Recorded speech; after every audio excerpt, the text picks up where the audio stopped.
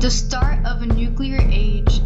The Manhattan Project was a secret research and development project that produced the first nuclear weapons, ultimately ending World War II.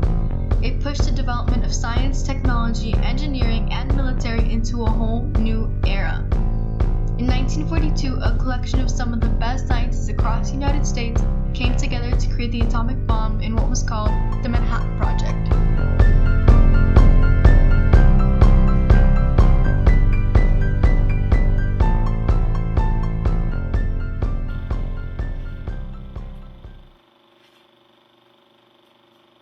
This, an atom of hydrogen, which is one of the principal elements found in a golf ball. It had all started in 1938 when news had traveled to the United States that Germany had figured out how to split the atom by absorbing neutrons to uranium.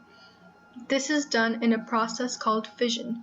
If each neutron goes to another uranium nucleus, it would cause a chain reaction.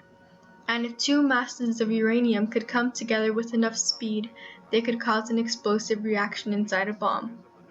Knowing that Germany could use this to create a nuclear weapon to use against the United States, a 40-year-old physicist from Hungary named Leo Szilard wanted to warn President Roosevelt, but knew no one would believe him. So instead he reached out to Albert Einstein and informed him of the existing German nuclear energy project and what he believes the Germans may be planning on using to create an atomic bomb. So Einstein wrote a letter to President Roosevelt recommending the research of nuclear weapon technology.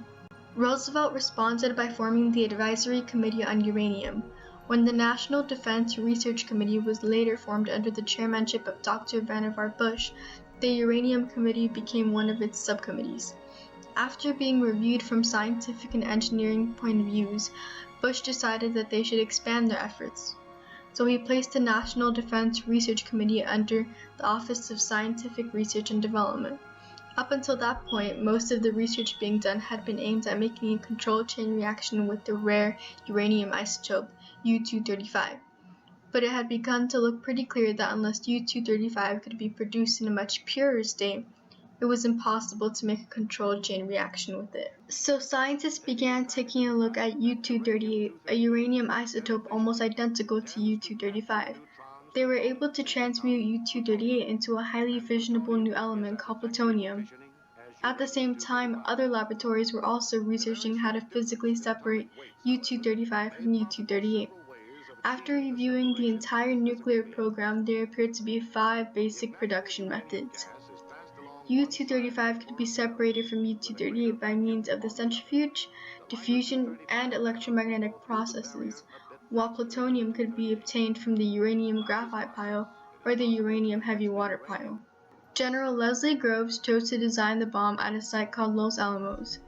In 1942, Groves had made a $500 million investment to build the industrial facilities that would produce the material needed to fuel the bomb.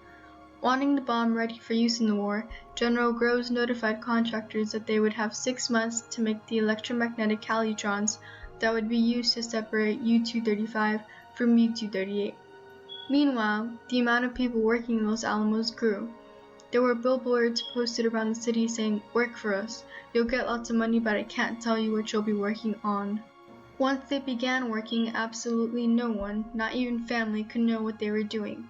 Even the people working inside the Manhattan Project did not know anything outside of their sector. They were given the information needed to accomplish the task they were assigned and nothing else.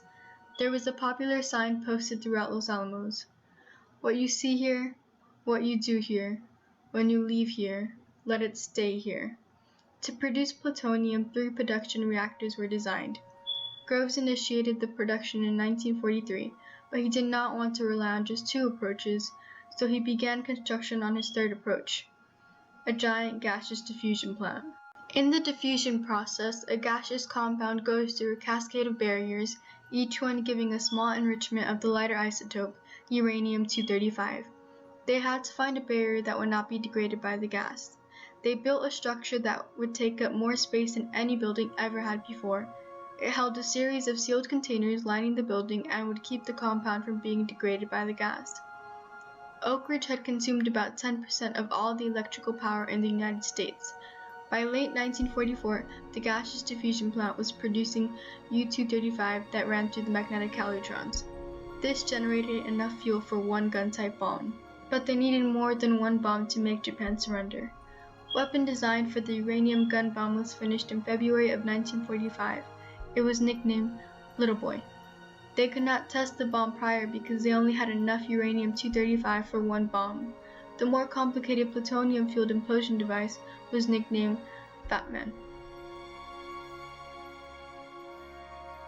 July 19th, the D-Day of Operation Crossroads, the atomic bomb supervised by Vice Admiral Blandy at Bikini Atoll in mid-Pacific. Crews leave the target ships in Bikini Lagoon, many for the last time. The B-29 Dave's Dream takes off from Kwajalein to deliver the bomb, equal to 50,000 tons of TNT, while an electric metronome counts the final seconds.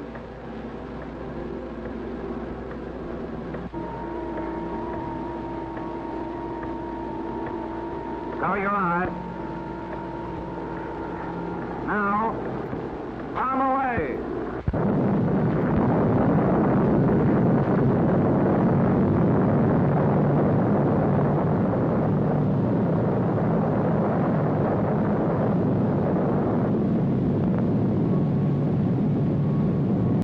Seconds before H hour.